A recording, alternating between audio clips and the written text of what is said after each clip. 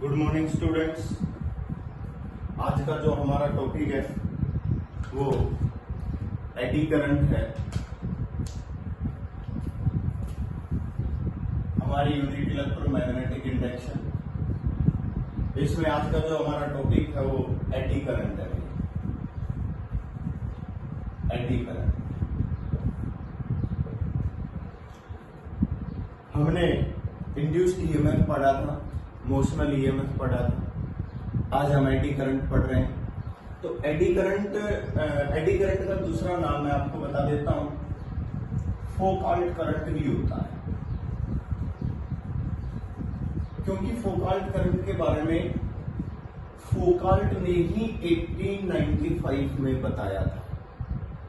सबसे इंपॉर्टेंट बात यह है कि एडी करंट होता क्या है ये समझना है। काफी बार हम ये देखते हैं कि इंड्यूस्ड ईएमएफ प्रोड्यूस हो रहा है।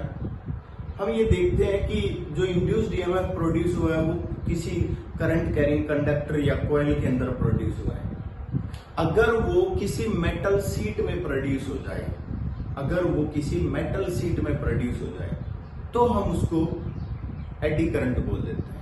मींस एडी करंट भी इंड्यूस्ड ईएमएफ ही होता है जो किसी मेटल शीट में प्रोड्यूस होता है, ना कि किसी वायर में या किसी कॉइल में प्रोड्यूस होता है। ये सबसे इंपॉर्टेंट बात है। तो देखिए, सबसे पहले मैं आपको बता देता हूं, जो एडी करंट है दैट इज, एक मिनट भाई मैं देख लेता हूं वीडियो आ रहा है कि नहीं। ठीक, eddy current it is the current induced in a solid metallic conducting body when magnetic flux link with change, that is called eddy current। समझ आ गया होगा? मैं लिख देता हूं, it is the induced current which is produced in a metallic body, metallic conducting body, when magnetic flux link with it change। ये सबसे इंपॉर्टेंट पॉइंट है जो याद रखना है। मतलब किसी मेटेलिक बॉडी के अंदर प्रोड्यूस हो जाए। फॉर एग्जाम्पल, हम क्या करते हैं, कॉइल के साथ कोई भी मेटेलिक बॉडी है जो उसको पैक करके रखती है। अब जो मैग्नेटिक फ्लक्स है वो लीक हो जाता है और साइड में उस बॉडी के साथ भी कांटेक्ट में आ जाता है। जब बार बार वो फ्लक्स उस बॉडी में भी चेंज हो रहा है तो उस बॉडी के अंदर इंड्यूस्ड ईएमएफ प्रोड्यूस हो जाता है। समझ आ गया? और उस बॉडी के अंदर जो इंड्यूस्ड ईएमएफ प्रोड्यूस होता है वो इलेक्ट्रिक शॉक दे देता है। काफी बार तो जो हम देखते हैं उसको हम एडी करंट बोलते हैं। अब मैं एक दो एग्जाम्पल से आपको समझाता हूं। जैसे कि हमने क्या किया, हमने ये कहा कि ये हमारे पास एक मेटल शीट है, या मैं कह देता हूं ये कॉपर प्लेट है। ठीक है, इस कॉपर प्लेट को हमने एक फिक्स पॉइंट से हैंग किया हुआ है। समझ आ गया? हम क्या कर रहे हैं, इस कॉपर प्लेट को पेंडुलम की तरह ऑसिलेट करवाते हैं। ये ऑसिलेशन है। जैसे कि यहाँ इस पॉइंट पर लटका है, ये कॉपर प्लेट है, इसको यूं हम ऑसिलेट करवा रहे हैं। क्या किया हमने, हमने यहां पर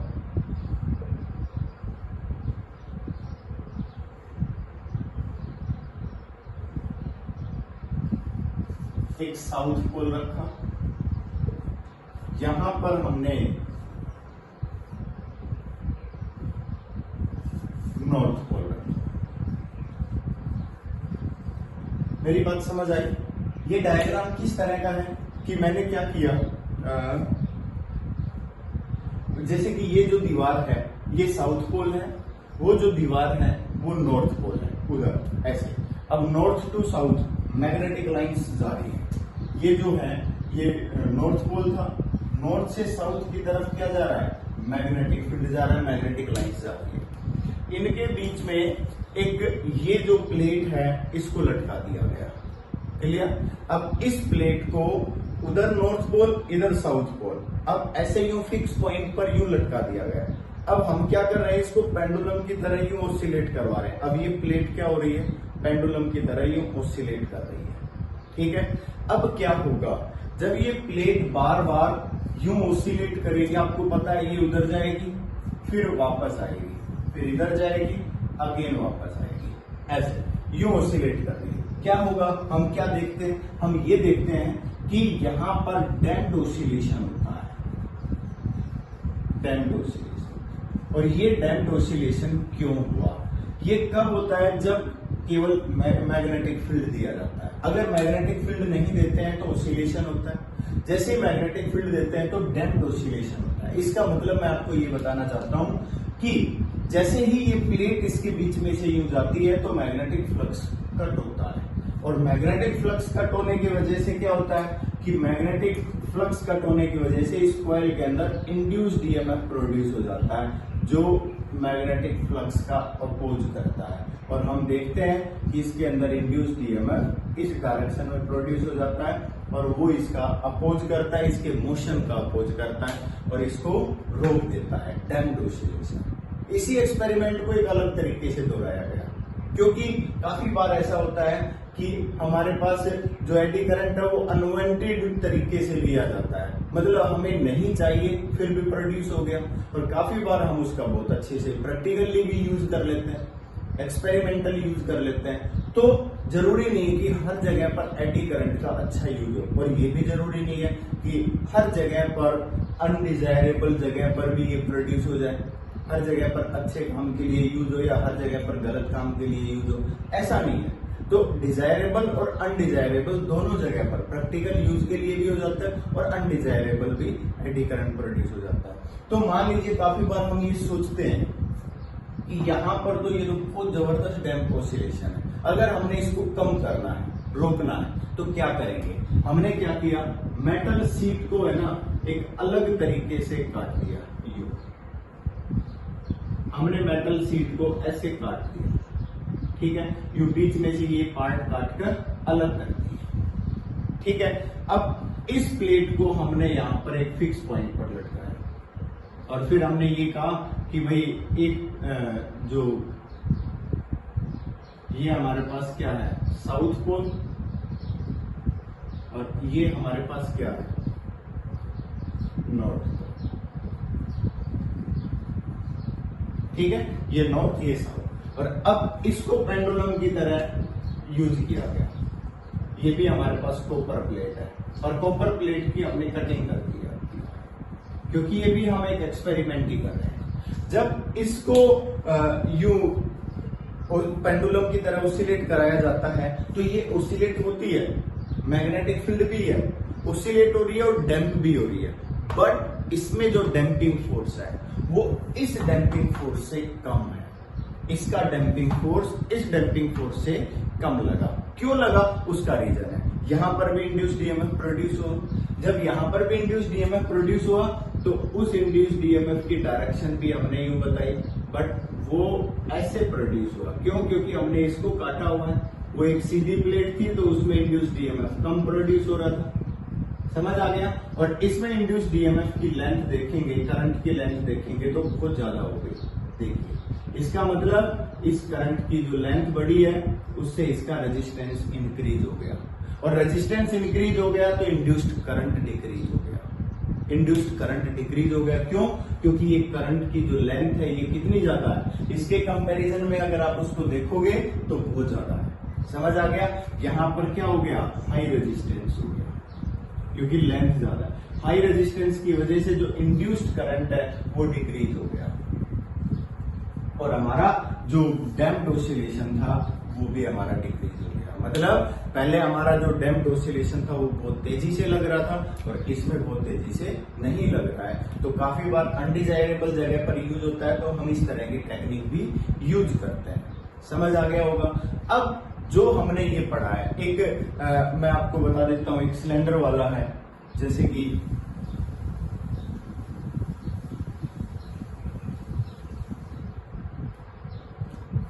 ये आपके पास एक सिलेंडर है, मेटेलिक सिलेंडर है, ठीक है।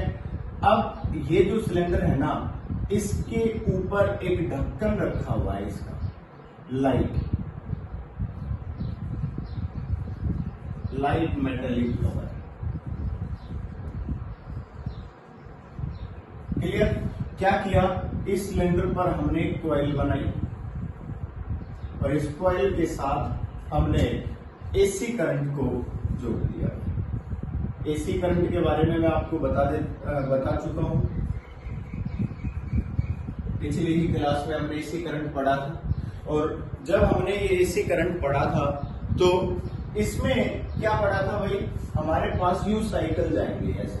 इसका मतलब है पहले करंट इंक्रीज हुआ, फिर डिक्रीज हुआ, फिर नेगेटिव की तरफ इंक्रीज हुआ, फिर डिक्रीज जीरो की तरफ हुआ, फिर इंक्रीज अगेन डिक्रीज। मतलब करंट तो अपने आप चेंज हो रहा है। जब करंट इंक्रीज और डिक्रीज हो रहा है तो हमें पता है कि इंड्यूस्ड ईएमएफ तो प्रोड्यूस होना चाहिए। जब हम देखेंगे कि जो फील्ड लाइंस हैं वो कभी तो इंक्रीज हो रही है, कभी डिक्रीज हो रही है, और उसकी वजह से फिर क्या हो जाएगा भैया, यहाँ पर इंड्यूस्ड ईएमएफ प्रोड्यूस होगा और ये लाइट मेटेलिक जो कवर है, इसका जो ढक्कन है, ये ऊपर की तरफ उठ जाएगा।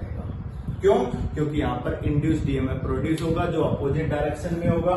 मतलब हम कहेंगे कि मान लीजिए ये नॉर्थ पोल है तो ये इसका नॉर्थ पोल बनेगा और ये क्या बनेगा, साउथ, और ये इसको रिपेल करेगा और ये इसका लाइट मेटेलिक जो ढक्कन है, लाइट मेटेलिक जो डिस्क इसके ऊपर रखी हुई है, लाइट मेटेलिक जो कवर यहाँ रखा हुआ है, ये इससे ऊपर उठ जाएगा। समझ आ गया? तो ये सब एडी करंट के एग्जांपल्स हैं, एक्सपेरिमेंट्स हैं। पर एडी करंट के एप्लीकेशन क्या क्या है? मतलब ये तो हम ये देख रहे हैं कि भाई ये तो अगर हमारे इंस्ट्रूमेंट में प्रोड्यूस हो गया तो ये तो गलत काम होगा। मतलब ये इंस्ट्रूमेंट में आ गया तो ये गलत काम के लिए यूज होगा, बट हमने इसको अच्छे काम के लिए यूज किया हुआ। इसके काफी सारे एप्लीकेशंस हम पढ़ेंगे। जब आप एप्लीकेशंस की बात करोगे तो हम इलेक्ट्रिक ब्रेक, इलेक्ट्रोमैग्नेटिक ब्रेक, जिनको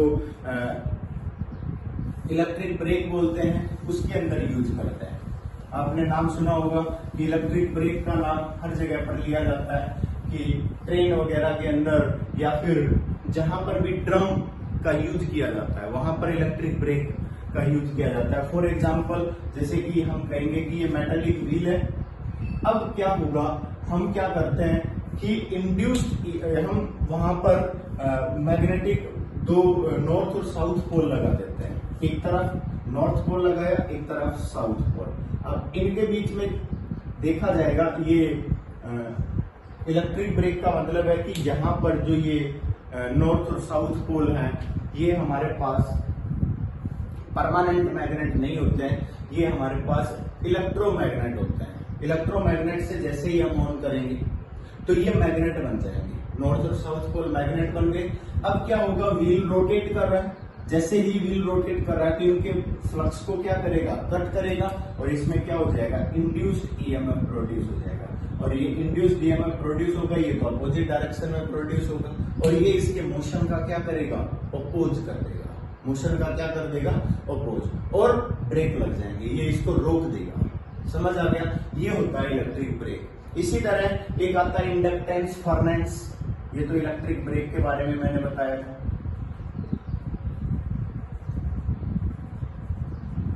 एक आता है इंडक्टेंस फर्नेंस। इंडक्टेंस फर्नेंस ये भी एडी करंट का ही एक एप्लीकेशन है। इसमें क्या होता है कि सबसे पहले जो मेटल्स होते हैं उनके अंदर हाई इंड्यूस्ड ईएमएफ प्रोड्यूस किया जाता है, हाई इंड्यूस्ड ईएमएफ। और हाई इंड्यूस्ड ईएमएफ प्रोड्यूस कर देने से वो अपनी एनर्जी को हीट एनर्जी में बदलना शुरू कर देता है, और हीट एनर्जी में बदलने से जो हमारे पास वेस्ट मेटल होता है, जैसे आयरन है और किसी भी तरह का जो मेटल है, हम उसको मेल्ट करने में यूज करते हैं, मेल्ट कर देते हैं। मीन्स एक्सट्रैक्शन ऑफ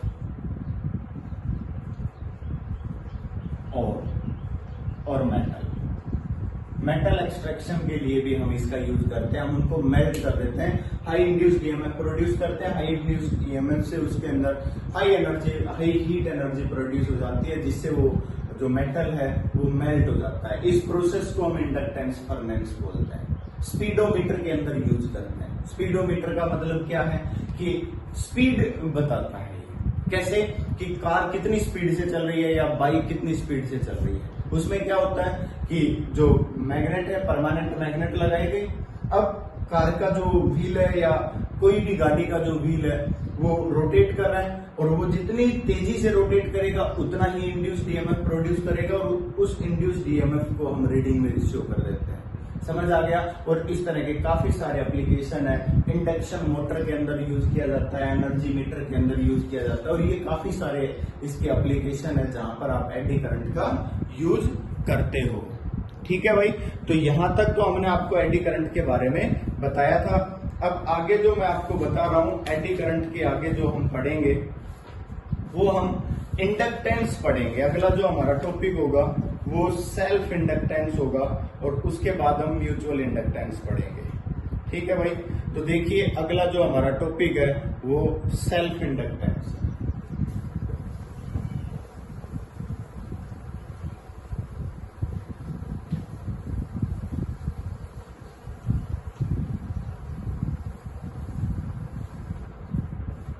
देखिए भाई,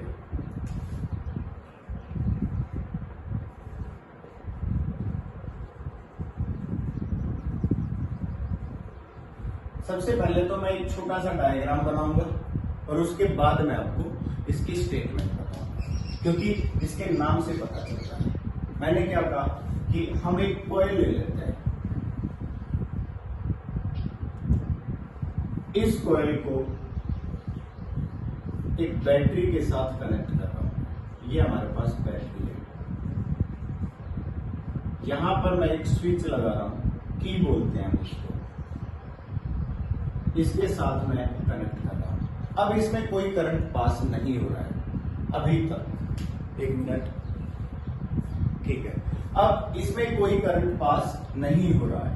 देखिए मैंने ये कहा कि भैया इसमें आई करंट पास हो। जैसे ही स्विच ऑन किया, ध्यान से समझना है मैं क्या समझाना चाह रहा हूं। हम जैसे ही स्विच को ऑन करते हैं, यहां पर मैं लिख रहा हूं स्विच ऑन। अगर आप स्विच ऑन करते हो, जब स्विच ऑफ था उस समय करंट क्या था? 0। मैं कहता हूं कि यहां पर जो करंट है आई चेंज 0 टू मैक्सिमम। बोलो हुआ कि नहीं हुआ? अगर 0 से मैक्सिमम इसमें करंट चेंज हुआ तो इस कॉइल के अंदर मैग्नेटिक जो फ्लक्स लिंक कर रहा था वो भी क्या हो गया? 0 से मैक्सिमम चेंज हुआ। और जब फ्लक्स चेंज हुआ तो इसी कॉइल के अंदर इंड्यूस्ड ईएमएफ प्रोड्यूस हो गया। इसी कॉइल के अंदर क्या प्रोड्यूस हो गया? Induced EMF. और इंड्यूस्ड ईएमएफ हमेशा उस डायरेक्शन में प्रोड्यूस होता है, और उससे अपोजिट डायरेक्शन में प्रोड्यूस होता है जिसकी वजह से वो प्रोड्यूस हुआ है। मींस यहां पर जब आपने करंट को इंक्रीज किया था उसकी वजह से इंड्यूस्ड करंट प्रोड्यूस हुआ है। समझ आ गया?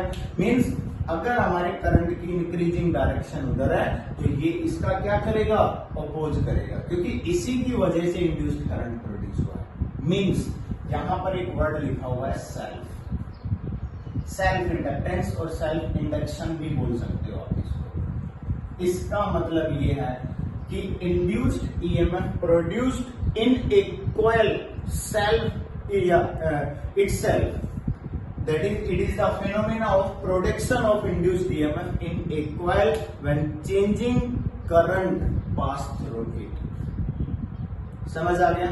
किसी कॉइल के अंदर इंड्यूस्ड ईएमएफ प्रोड्यूस होना अगर हम उसमें करंट को चेंज करें तो, मतलब जिस कॉइल में आपने बैटरी से करंट चेंज किया उसी कॉइल के अंदर इंड्यूस्ड ईएमएफ प्रोड्यूस हो गया। ये दोनों अलग अलग है। ये बैटरी करंट है। अगर आप इसकी बात करोगे तो ये कौन सा करंट है? बैटरी करंट है ये तो। और ये हमारे पास क्या है? Induced current.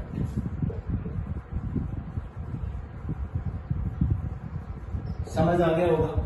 इसी कॉइल को मान लीजिए एक अलग तरीके से फिर एक मैं बना देता हूं। यहां पर मैं ये कहता हूं कि भाई यहां पर जो बैटरी है ना, ये कनेक्ट है, ये की कनेक्ट है, ये बैटरी भी कनेक्ट है। देखिए करंट इसमें आई पास हो रहा है। ध्यान से समझ रहे हैं इसको। करंट आई पास हो रहा है, मैक्सिमम करंट जा रहा है, इस समय कोई इंड्यूस्ड ईएमएफ नहीं है। क्यों? क्योंकि ये कब प्रोड्यूस होता है? जब करंट चेंज होगा 0 टू मैक्सिमम। अब पूरा करंट जा रहा है, अब करंट चेंज नहीं हो रहा है। अगर करंट चेंज नहीं हो रहा तो इसके अंदर कोई इंड्यूस्ड ईएमएफ प्रोड्यूस नहीं हुआ। मैं इस प्रोसेस को थोड़ा सा चेंज करता हूं। मैंने क्या किया, अब की बार स्विच ऑफ किया, क्योंकि ये आप पढ़ चुके हो कि जब फ्लक्स चेंज होगा तो ही इंड्यूस्ड ईएमएफ प्रोड्यूस होगा, वरना नहीं होगा। ठीक है, हमने स्विच क्या किया, ऑफ। जैसे ही हमने स्विच को ऑफ किया, करंट कहां से चेंज हुआ भाई? यहां पर बैटरी करंट की बात कर रहा हूं मैं। ये है बैटरी करंट, ये है बैटरी करंट। ये करंट चेंज होगा, current change from maximum to 0। भाई जब आप स्विच ऑफ कर रहे हो तो क्या होगा, मैक्सिमम से 0 करंट चेंज होगा। ये मैक्सिमम था इनिशियल, और स्विच ऑफ करते ही क्या आएगा, 0। अब क्या हुआ, इसके अंदर जो फ्लक्स था वो मैक्सिमम से 0 चेंज होगा, और फ्लक्स चेंज हो गया तो क्या होगा, इंड्यूस्ड ईएमएफ प्रोड्यूस होगा। अब आप एक बात बताइए, अगर यहां पर आप ये कहते हो कि करंट इधर जा रहा था यूं, बैटरी करंट, और अब हम इसको बंद करना चाहते हैं और फ्लक्स क्या हो रहा है, चेंज हो रहा है, तो किसकी वजह से चेंज हुआ, बैटरी करंट की वजह से। क्योंकि बैटरी करंट डिक्रीज कर रहे थे ना हम, तो मैक्सिमम से 0 की तरफ लेकर आ रहे थे, और इंड्यूस्ड ईएमएफ प्रोड्यूस हुआ। तो इंड्यूस्ड ईएमएफ क्या करेगा, इसके डिक्रीज होने का अपोज करेगा। Means induced EMF produced in that direction. समझ आ गया कि नहीं? यहां पर क्या होगा, इंड्यूस्ड ईएमएफ प्रोड्यूस होगा और राइट डायरेक्शन में होगा। क्यों? क्योंकि ये इंड्यूस्ड करंट इसको डिक्रीज नहीं होने देगा। यहां पर लेफ्ट डायरेक्शन में दिखाया था, क्योंकि यहां पर हमने क्या किया था, इसको इंक्रीज किया था, करंट इधर जा रहा था, इंक्रीज हो रहा था, induced EMF opposite, induced current opposite जा रहा है, तो ये इसको इंक्रीज नहीं होने दे रहा था। यहाँ पर डिक्रीज कर रहे हैं तो डिक्रीज नहीं होने दे रहा, या इंक्रीज कर रहे हैं तो इंक्रीज नहीं होने दे रहा। यही तो लेंज लॉ था, लेंज ने यही तो बताया था कि भाई हम इसका जो यूज करते हैं, ये जो इंड्यूस्ड ईएमएफ जो होता है वो हमेशा जिसकी वजह से प्रोड्यूस हुआ है उसी का अपोज करता है। समझ आ गया? तो ये हमारे पास सेल्फ इंडक्टेंस है। सेल्फ इंडक्टेंस की स्टेटमेंट मैंने आपसे बताई थी। It is the phenomena of production of induced EMF in a coil.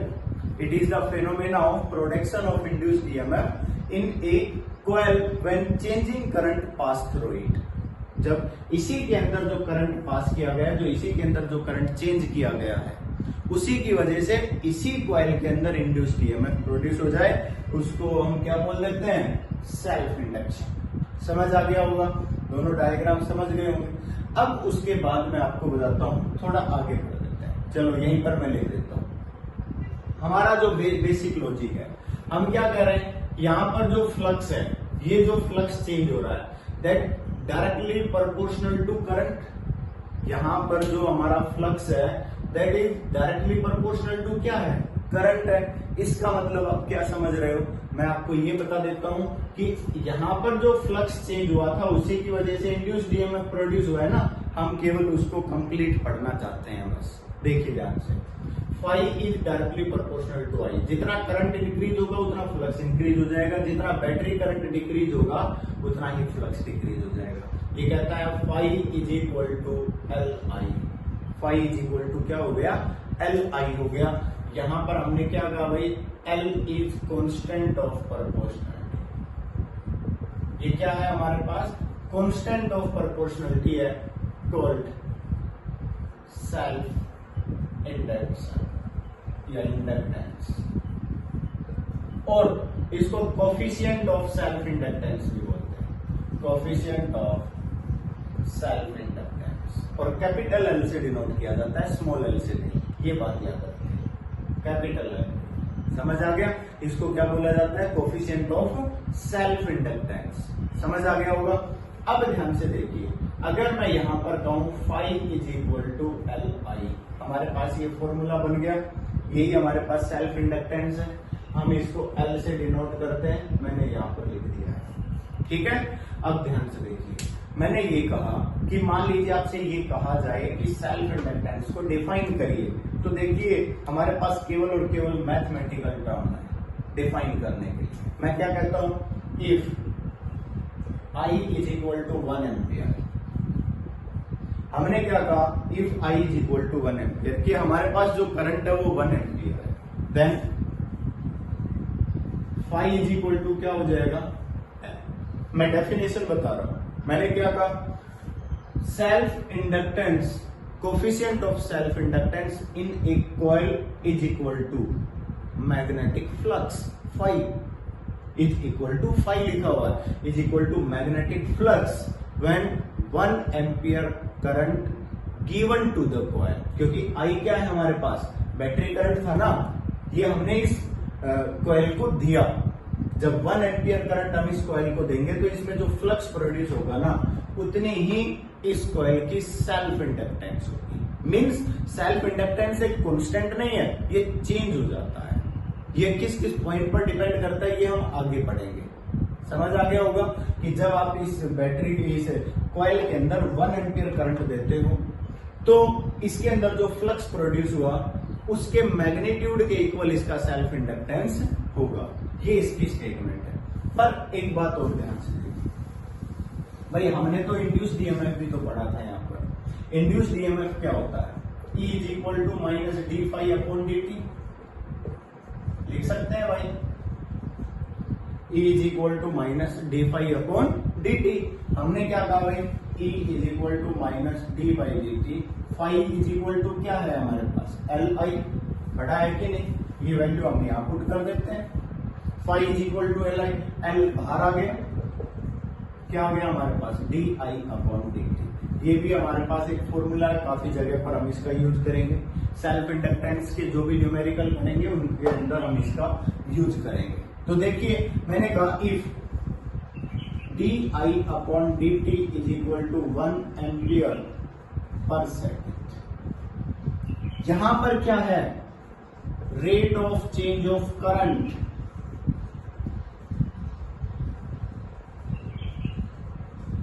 और यहां पर ये भी लिख सकते हो time rate of change of current, कि टाइम के रेस्पेक्ट में करंट को चेंज किया जा रहा है, d I upon D t 1 ampere per second, इसीलिए तो लिखा है हमने। समझ आ गया होगा। तो मैं यहां पर आपको एक बात बता रहा हूं कि अगर हमने इसको 1 एम्पियर पर सेकेंड लिखा तो E इज इक्वल टू क्या होगा, माइनस एल। क्लियर। अब हम क्या कहेंगे, सेल्फ इंडक्टेंस, ये देखिए नेगेटिव साइन तो केवल और केवल किसके लिए, लेंज लॉ के लिए। लेंज ने क्या कहा था, ईएमएफ अपोज करेगा, बस। हम क्या कहेंगे, self inductance of a coil is equal to induced EMF produced in the coil when current change in coil is 1 ampere per second. ये भी इसकी स्टेटमेंट है। क्या कह सकते हो, self inductance is equal to induced EMF in a coil when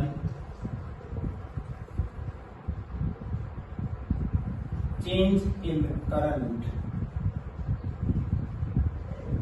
in coil is 1 ampere per second। समझ आ गया, ये हमने इसकी डेफिनेशन आपको बताई है। क्लियर है। तो एक स्नैप ले लीजिए इसकी नोट करने के लिए, फिर हम थोड़ा और आगे पढ़ लेते हैं इसको, इसके जो पॉइंट्स हैं उनको थोड़ा और आगे कर लेते हैं।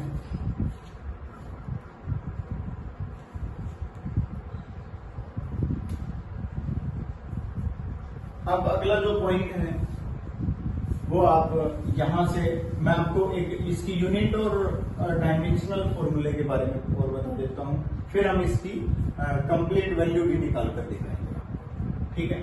एक सबसे पहले तो मैं यूनिट के बारे में बता रहा हूं। देखिए अगर हम यहां से L की वैल्यू निकालें तो L इज इक्वल टू क्या हो जाएगा, minus of E upon D I upon D T.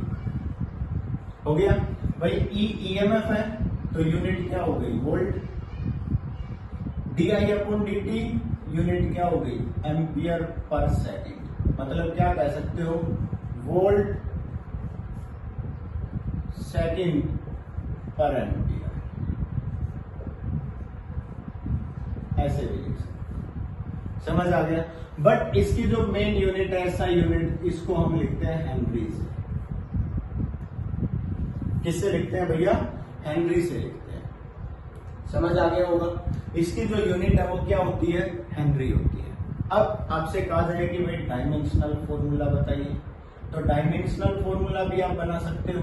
एक तो आप इससे भी बना सकते हो डायमेंशनल फॉर्मूला, भाई L इज इक्वल टू क्या हो गया? Phi upon I. फाई क्या होता है? B dot A upon I.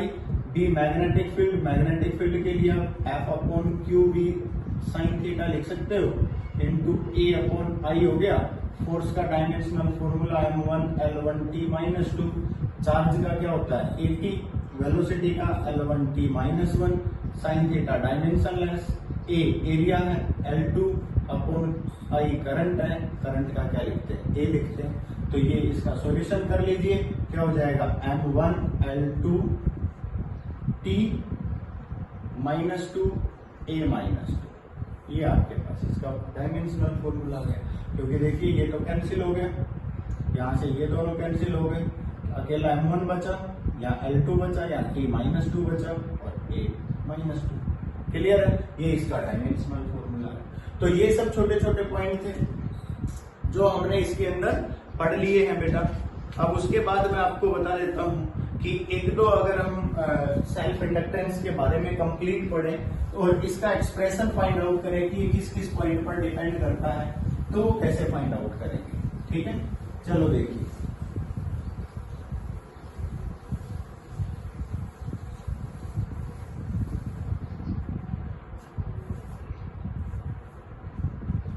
Expression of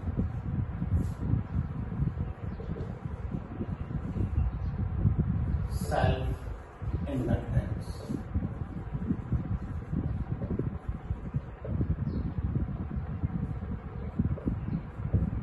ये निकालना है। तो सबसे पहले हम डायग्राम से शुरू करेंगे भाई। ठीक है, हम क्या कह रहे हैं भाई? हम डायग्राम बनाते हैं सबसे पहले।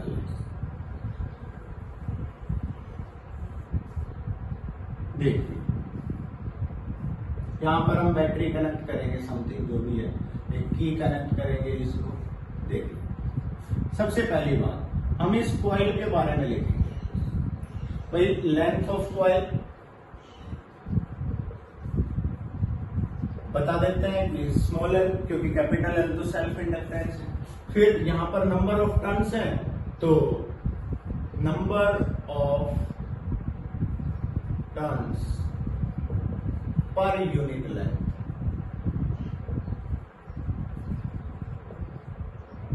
स्मॉल एल लिख देते हैं। और टोटल नंबर ऑफ टर्न्स के बारे में बात करें तो total number of turns capital N लिख देते हैं। Capital N is equal to small N multiply by L, या small N is equal to capital N upon L. ये तो आप आराम से समझ गए होंगे, पहले भी आपने पढ़ा हुआ है। ठीक है, अब हमने क्या कहा कि length, number of turns, total number of turns, ये हमें पता चल गया। यहां पर जो हम करंट पास करेंगे वो आई पास करेंगे। ठीक है, और जो इंड्यूस्ड करंट लेंगे वो हम स्मॉल आई से डिनोट करेंगे। बस यही हमारा एक सिंपल सा लॉजिक है। ठीक है, अब आप किसी भी लॉन्ग सोलेनोइड के अंदर ये करंट प्रोड्यूस कर रहे हो। अब सबसे पहली बात हम क्या कर रहे हैं? इस सोलेनोइड के अंदर करंट पास करवा रहे हैं। पहली बात, हमारा जो मेन इंपॉर्टेंट पॉइंट है वो है भैया flux. Flux phi, magnetic flux produce in coil, magnetic flux produced in coil when current I is given। ये तो आप समझ गए होंगे। जब हम I करंट इसको दे रहे हैं तो इसके अंदर मैग्नेटिक फ्लक्स फाई प्रोड्यूस होता है, चेंज होता है। क्लियर? हमने क्या कहा कि फाई इज इक्वल टू क्या होता है भाई? बी ए, और बी डॉट ए लिखेंगे तो बी ए कोस थीटा समथिंग वही आना है। हमने क्या कहा कि जो B हमारे पास है ये क्या होता है? एंड म्यू नॉट आई। ये कहां का फॉर्मूला है भाई? Magnetic field produced in solenoid. ये हमारे पास अगर आप देखो तो सोलेनोइड है, सोलेनोइड के अंदर number of turns per unit length क्या है, n, तो क्या हो जाएगा n म्यू नॉट आई। ये किसका फॉर्मूला आ गया, मैग्नेटिक फील्ड प्रोड्यूस। मतलब इस कॉइल के अंदर आई करंट देने से कितना मैग्नेटिक फील्ड प्रोड्यूस हुआ है भाई, n म्यू नॉट आई। कोई प्रॉब्लम है, ये हमने यहाँ लिख दिया। इस b की वैल्यू को यहाँ पुट करेंगे तो फाई इज इक्वल टू क्या हो जाएगा, n म्यू नॉट आई इंटू ए। यहां तक क्लियर है। यहां पर हमने क्या किया, फाई की वैल्यू निकाल दी है, ठीक है। एरिया की बात करते हैं तो हम ये बता सकते हैं कि भाई इसकी जो सोलेनोइड की जो रेडियस है यहां से यहां तक वो r है, तो एरिया आप कह सकते हो पाई आर स्क्वायर। अगर लास्ट में पुट करो तो कर सकते हो, वरना अभी कोई जरूरत भी नहीं है, बस सिंपल सी बात ही यही है। अब हमने क्या कहा कि हम जो सेल्फ इंडक्टेंस निकाल रहे हैं, अब पहली बात तो यही है कि सेल्फ इंडक्टेंस के लिए फाई इज इक्वल टू सीधा हम एल आई पुट कर दें और फिर हम उसको कंपेयर कर दें, या फिर हमारा दूसरा पॉइंट है कि हम जो इंड्यूस्ड डीएमएफ निकाल रहे थे कि कितना इंड्यूस्ड डीएमएफ प्रोड्यूस होगा इसमें, और उससे अगर हम फाइंड आउट करें तो वो भी हमारे पास दूसरा स्टेप है भाई, ठीक है। एक minute,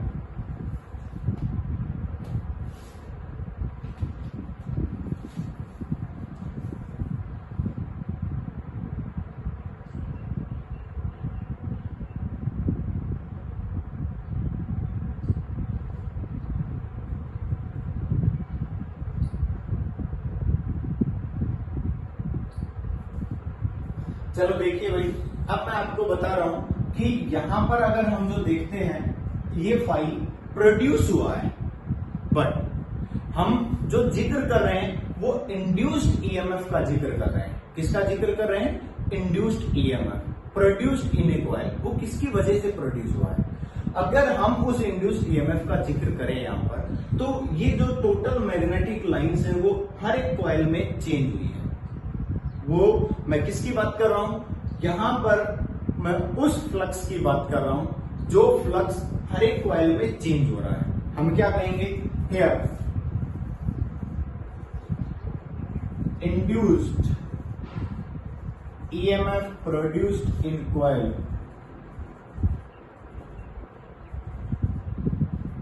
due to change magnetic flux in each turn of coil। समझ आया होगा। मैं ये कह रहा हूं कि यहां पर जो इंड्यूस्ड ईएमएफ प्रोड्यूस हुआ है कॉइल के अंदर, किसकी वजह से प्रोड्यूस हुआ है कि ये मैग्नेटिक फ्लक्स हर एक कॉइल, हर एक टर्न में, ईच टर्न ऑफ कॉइल, ये जो लिखा है इस पॉइंट को आपने ध्यान से मीन्स हम क्या कर रहे हैं भाई, यहां पर यहां देखिए ये बैटरी करंट है, बैटरी करंट देने से यहां पर जो मैग्नेटिक लाइन है वो पास हो गई। अब ये मैग्नेटिक लाइन इस टर्न में चेंज हुई, ये मैग्नेटिक लाइन इस टर्न में भी चेंज हुई, तो इस टर्न में अगर चेंज हुई तो यहां पर अगर मैग्नेटिक लाइन की बात करते हैं तो इसमें इंड्यूस्ड ईएमएफ प्रोड्यूस हुआ, फिर इसमें भी इंड्यूस्ड ईएमएफ प्रोड्यूस हुआ, मतलब हर एक टर्न का इंड्यूस्ड ईएमएफ प्रोड्यूस हुआ, क्योंकि मैग्नेटिक फ्लक्स हर एक टर्न में, ईच टर्न में चेंज हुआ है। Magnetic flux change in each turn of the coil, then induced EMF is also produced in each turn. समझ आ गया। मीन्स हम यहां पर क्या कहेंगे, then net magnetic flux change phi dash is equal to, हर एक टर्म में चेंज हुआ है तो n मल्टीप्लाई बाई क्या बोला जाएगा, फाई, क्योंकि हमारे पास टोटल मैग्नेटिक फ्लक्स प्रोड्यूस ही कितना हुआ था, n mu naught I A. Means मान लीजिए मैं ये कहता हूं कि n म्यू नॉट आई ए हमारे पास 10 नंबर ऑफ मैग्नेटिक लाइंस है जो इनमें से पास हुई है, 10 नंबर ऑफ मैग्नेटिक लाइंस, क्योंकि फ्लक्स क्या होता है, number of magnetic lines pass through an area. हमने यहाँ पर एरिया का जिक्र किया था, इसका मतलब है कि कॉइल का एरिया है, इसमें मान लीजिए 10 मैग्नेटिक लाइन पास हुई है। अब वो 10 मैग्नेटिक लाइन 0 से 10 पहले टर्न में भी चेंज हुई है, दूसरे में भी चेंज हुई है, तीसरे में भी चेंज हुई है, हर एक टर्न में ये मैग्नेटिक लाइंस चेंज हुई है। हर एक टर्न के अंदर मैग्नेटिक लाइंस चेंज हुई तो हर एक के अंदर इंड्यूस्ड ईएमएफ प्रोड्यूस होना चाहिए। अब हमारे पास टोटल नंबर ऑफ टर्न्स कितने हैं, कैपिटल है। अगर capital and total number of turns हैं तो हमारे पास नेट मैग्नेटिक फ्लक्स कितना चेंज हो गया भैया, हमारे पास कितना चेंज हो गया, n इंटू फाइव, और n की वैल्यू हमारे पास क्या है, n इंटू एल। क्या है हमारे पास, n इंटू एल। यहाँ पर हम वैल्यू पुट करेंगे, that is phi dash is equal to n into L multiply by phi कितना है हमारे पास, n mu naught I A. Clear है। Phi dash is equal to क्या हो जाएगा भाई, n square mu naught I A N L. कोई प्रॉब्लम है। अब हम क्या कहेंगे, we know phi dash is equal to L I, ये तो हमने पढ़ा ही था, पहले भी पढ़ चुके हैं हम ये तो सेल्फ इंडक्टेंस के अंदर। आप सोचोगे सर आपने तो phi is equal to L I बोला था। हम अगर मान लीजिए यहाँ पर कहेंगे, हमने उसमें ये कहा था कि जो flux change in each coil is equal to phi is equal to L I, वहां पर हमने उस फ्लक्स जो चेंज हो रहा था उसी को फाइव माना था, ना कि फ्लक्स को फाइव माना था। समझ आ गया। तो हम फाइव डैश की value is equal to L I put करेंगे तो क्या हो जाएगा, L I is equal to, यहाँ पर हमारे पास होगा N square mu naught I A L. यही है, आई से आई कैंसिल हो गए, एल इज इक्वल टू क्या आ गया भाई, N square mu naught A L. कोई प्रॉब्लम है।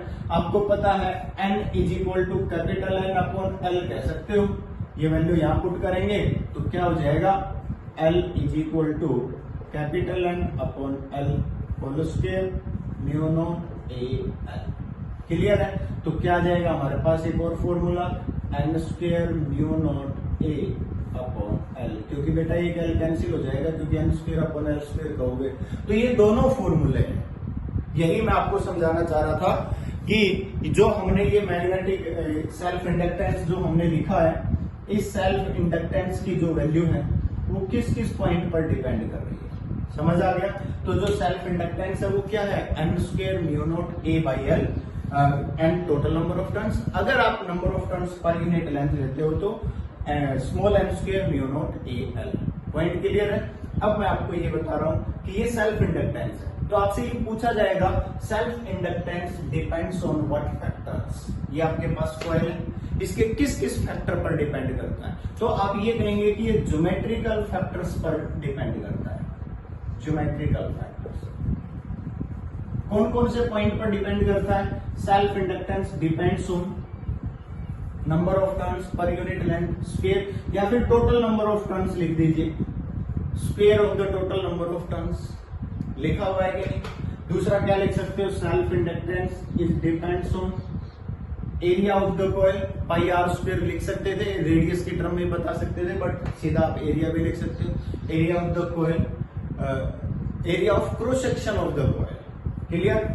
एक आप क्या लिख सकते हो भाई, self inductance is depends on permeability. बेटा म्यू आर लिखेंगे। हमने क्या कहा, इसमें एयर है, इसके अंदर क्या है, एयर। अगर मान लीजिए आपने कोई भी मटेरियल रख दिया, फेरोमैग्नेटिक मटेरियल रख दिया, तो क्या होगा, यहां पर हम क्या कर देंगे, इसके अंदर मीडियम आ जाएगा, और मीडियम आएगा तो आप उसको किससे लिख देंगे, इफ। मैं यहां पर लिख देता हूं, if medium is placed in coil. अगर आपने कॉइल के अंदर मीडियम प्लेस कर दिया, then L is equal to N square mu naught multiply by क्या हो जाएगा बेटा, म्यू आर। क्योंकि म्यू नॉट की जगह क्या लिखना पड़ेगा, म्यू एम लिखना पड़ेगा, परमिएबिलिटी इन मीडियम, और उसकी वैल्यू क्या होती है, mu naught into mu R A upon L. Formula यही सेम रहेगा, बट परमिएबिलिटी की जगह पर क्या लिखना पड़ेगा बेटा, म्यू एम लिखना पड़ेगा। समझ आ गया। और म्यू एम की value mu naught into mu R, मतलब किस पर डिपेंड करता है, परमिएबिलिटी पर भी डिपेंड करता है। समझ आ गया होगा। तो ये सबसे इंपॉर्टेंट पॉइंट थे कि ये किस किस पॉइंट पर डिपेंड करता है, जो आपको मालूम होना चाहिए।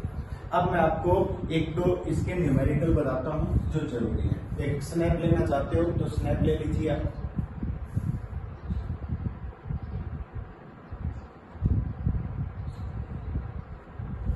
चलो देखिए, अब मैं आपको इसका एक पॉइंट बताता हूं जो काफी जरूरी है, एक न्यूमेरिकल बता रहा हूं। जैसे कि ये कहा जाता है, आपने ये एक कॉइल ले ली भाई, आपने इसको बैटरी के साथ कनेक्ट किया, ठीक है, स्विच अभी ऑफ है। यहां पर आपने एक बल्ब लिया और इस बल्ब को इस कॉइल के पैरेलल में कनेक्ट कर दिया। मेरी बात समझ रहे? तो आपने इसका प्रोसेस बताना है। You switch is on, switch on करोगे, बल्ब कैसे ब्राइट होगा और कैसे इसका ब्राइट मतलब इसके ऑन होने का प्रोसेस क्या होगा, तो मैं आपको बता रहा हूं। इसके ऑन होने का प्रोसेस काफी सिंपल है। ये कहता है कि जैसे ही आप स्विच को ऑन करेंगे करंट पास होगा। अब ये क्या है, ये हमारे पास एक कॉइल है, ये हमारे पास क्या है, एक कॉइल है। अब कॉइल के अंदर क्या हुआ भाई, इंड्यूस डीएमएफ प्रोड्यूस हुआ और वो इंड्यूस डीएमएफ इसके इंक्रीज होने का क्या करेगा, अपोज करेगा। अब क्या होगा, जब इंड्यूस डीएमएफ प्रोड्यूस होगा तो करंट मैक्सिमम लेवल तक नहीं पहुंचेगा। तो इसलिए ये जो बल्ब है ये लेस ब्राइट होगा। क्यों? क्योंकि ये इसके पैरेलल में जुड़ा हुआ है और पैरेलल में उतना ही ईएमएफ होता है जितना इस कॉइल के अंदर होगा। और कॉइल ने इंड्यूस डीएमएफ का ये करंट जो इंक्रीज हुआ है इसका क्या किया, अपोज किया। समझ आ गया? लेस ब्राइट होगा। थोड़ी देर के बाद देखेंगे तो इसमें क्या होगा भाई, हम ये देखेंगे कि ये मैक्सिमम हो जाएगा और इंड्यूस डीएमएफ 0 हो जाएगा और ये मोर ब्राइट होगा। समझ आ गया? इसी तरह से एक सीबीएसई बोर्ड में क्वेश्चन पूछा जाता है, काफी इंपॉर्टेंट है, काफी अच्छा क्वेश्चन है। ये कहता है कि हमारे पास ये एक कॉइल है और एक हमारे पास रेजिस्टेंस है। ये दोनों के दोनों सेम वैल्यू के हैं। ऐसा नहीं है कि इसकी वैल्यू ज्यादा है या इसकी वैल्यू ज्यादा है। दोनों का जो मैग्नीट्यूड है रेजिस्टेंस का और इंडक्टेंस का जो इफेक्ट है वो सेम है। हमने क्या किया, इन दोनों को पैरेलल में कनेक्ट किया एक बैटरी के साथ। ऑब्वियस दोनों में करंट सेम जाना चाहिए, ठीक है। अब हमने क्या किया, सेम आइडेंटिकल दो bulb, B1 bulb, B2 bulb, ये हमने एक रेजिस्टेंस के साथ और एक इंडक्टेंस के साथ। ये न्यूमेरिकल सीबीएसई बोर्ड में काफी बार आया हुआ है, बहुत इंपॉर्टेंट न्यूमेरिकल, बहुत इंपॉर्टेंट क्वेश्चन है, कॉन्सेप्चुअल है, सीबीएसई बोर्ड में काफी बार पूछा गया है। देखिए ये कहता है कि एक बल्ब B1 है और एक बल्ब B2 है। जब आप इसका स्विच ऑन करते हो, पूरा प्रोसेस है, ठीक है, पहला स्टेप। फिर कहता है कि switch on for large time. तीसरा कहता है स्विच इज ऑफ। ये तीनों पॉइंट आपको मालूम होने चाहिए। Then the process of bulb B1 and B2, the brightness of bulb B1 and B2, इनको आपने बताना है कि कौन सा बहुत जल्दी से इमीडिएट ब्राइट होगा, कौन सा देर से ब्राइट होगा, या इनका प्रोसेस क्या है, ये आपने समझाना है, ठीक है भाई। तो ये क्वेश्चन मैं आपको बता रहा हूं। तो देखिए आप कैसे समझाओगे इसको भाई। मैंने क्या कहा कि जैसे कि ये हम स्विच ऑन करते हैं, करंट चेंज हुआ 0 टू मैक्सिमम। जब आई चेंज हुआ तो रेजिस्टेंस का तो कुछ भी नहीं है, आर रेजिस्टेंस है, ये स्मॉल अमाउंट का जो भी अपोज करना है वो कंटिन्यू लास्ट तक करता रहेगा और ये अपने करंट को पास कर देगा। बट जब यह करंट यहां जाएगा तो इसमें क्या होगा, इंड्यूस डीएमएफ प्रोड्यूस होगा और वो करंट के इंक्रीज होने का अपोज करेगा।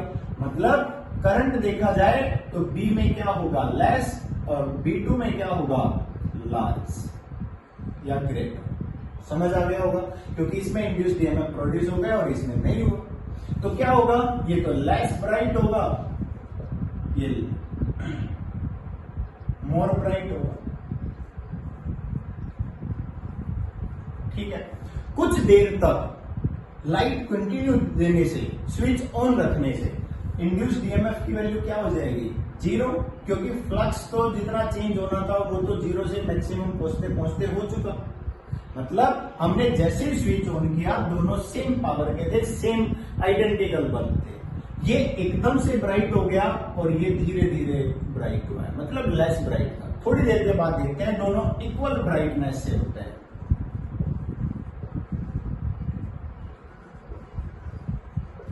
After some time. समझ आ गया होगा। कुछ देर के बाद देखते हैं तो दोनों की ब्राइटनेस इक्वल होती है। इनिशियली देखते हैं तो ये लेस ब्राइट होता है और ये मोर ब्राइट होता है। उसके बाद स्विच ऑफ की बात करते हैं। जब हमने स्विच ऑफ किया तो क्या होगा, ये बल्ब इमीडिएट ऑफ हो जाएगा क्योंकि ये रेजिस्टेंस के साथ जुड़ा हुआ है। बट यहां पर क्या होगा, फ्लक्स डिक्रीज होगा, मतलब स्विच ऑफ करेंगे तो करंट क्या होगा, मैक्सिमम टू जीरो आएगा ना, और जैसे मैक्सिमम टू जीरो आएगा तो सेल्फ इंडक्टेंस होगा और इसमें इंड्यूस्ड करंट प्रोड्यूस होगा करंट की डायरेक्शन में। बताया था जो सेल्फ इंडक्टेंस का सबसे पहला एग्जांपल, दो डायग्राम बनाकर समझाया। अब ये क्या करेगा, करंट को डिक्रीज नहीं होने देगा, आसानी से डिक्रीज नहीं होने देगा। इसका मतलब ये लार्ज टाइम तक जलेगा, लार्ज टाइम ब्राइटनेस किसकी वही है, B1 की, और ये इमीडिएट ऑफ। कौन सा बल्ब है, B2। समझ आ गया होगा। तो ये सबसे इंपॉर्टेंट पॉइंट है जो आपने ध्यान रखना है। काफी बार ये कहा जाता है कि आपके पास एक कॉइल है, आपने इसमें एक मैग्नेटिक मटेरियल रख दिया और इसके साथ एक बल्ब को कनेक्ट कर दिया और एक बैटरी से, इस तरह का कोई भी डायग्राम आपसे दिया हुआ पूछा जाए तो ये कहता है कि अगर हमने इसमें इस रोड को डाला है तो बल्ब की ब्राइटनेस पर क्या इफेक्ट होगा। तो आपको पता है कि मैग्नेटिक फ्लक्स ज्यादा चेंज होगा। मैग्नेटिक फ्लक्स ज्यादा चेंज होगा तो ये इंड्यूस्ड ईएमएफ का अपोज करेगा, इंड्यूस्ड करंट अपोजिट डायरेक्शन में प्रोड्यूस होगा और ये बहुत धीरे धीरे ब्राइट होगा। ब्राइट तो होगा बट काफी धीरे धीरे ब्राइट होगा। इस तरह के क्वेश्चंस जो है काफी इंपॉर्टेंट है, आप इनको करके देखिए। आज के लेक्चर में हमने आपको सेल्फ इंडक्टेंस पढ़ाया और सेल्फ इंडक्टेंस के एक दो पॉइंट की हमने, अगर सेल्फ इंडक्टेंस को डिक्रीज करना है तो क्या करना पड़ेगा, तो मैं आपको बता देता हूं कि हम नॉन इंडक्टिव वाइंडिंग करते हैं। नॉन इंडक्टिव वाइंडिंग हमने कुछ प्रोसेस बना रखे हैं, जैसे कि रेजिस्टेंस बॉक्स लेते हैं। हमने रेजिस्टेंस बॉक्स लिया, हमने इसमें नॉन इंडक्टिव वाइंडिंग की है। इसका मतलब है जैसे कि ये हमारे पास एक पॉइंट है, ये हमारे पास दूसरा पॉइंट है, यहां से वायर यूं जा रही है, ऐसे हो गई। इसका मतलब क्या कह रहा हूं, करंट यूं जा रहा है, समझ गए होंगे, ऐसे चला गया। अब हम क्या करेंगे, नॉन इंडक्टिव वाइंडिंग के लिए हम इसी को इसके साथ साथ यूं घुमा देंगे बेटा, सॉरी यूं, ऐसे कनेक्ट कर देंगे। मतलब अब करंट यूं जा रहा है, देखिए एकदम अपोजिट डायरेक्शन में हो गया करंट, ऐसे हो गया ना। इसका मतलब जितना इंड्यूस्ड ईएमएफ उस डायरेक्शन में प्रोड्यूस हुआ इतना ही अपोजिट में हो गया क्योंकि दो वायर हो गई ना, एक में क्लॉकवाइज दूसरे में एंटी क्लॉकवाइज। तो एक इंक्रीज करने की कोशिश कर रहा है तो दूसरा डिक्रीज करने की कोशिश कर रहा है। इस तरह की वाइंडिंग को क्या बोलते हैं, नॉन इंडक्टिव वाइंडिंग। तो ये हमने सॉल्यूशन ढूंढ रखे हैं। तो इस तरह के कुछ क्वेश्चंस आप पढ़ के देखिए, ये सारे टॉपिक करिए। नोट्स में आपके पास मैंने भेज दिए, ठीक है, तो आप उनको एक बार पहले नोट करिए, पढ़िए और उसके बाद इसके कुछ क्वेश्चंस करिए। आज के लेक्चर में इतना ही बस, थैंक यू।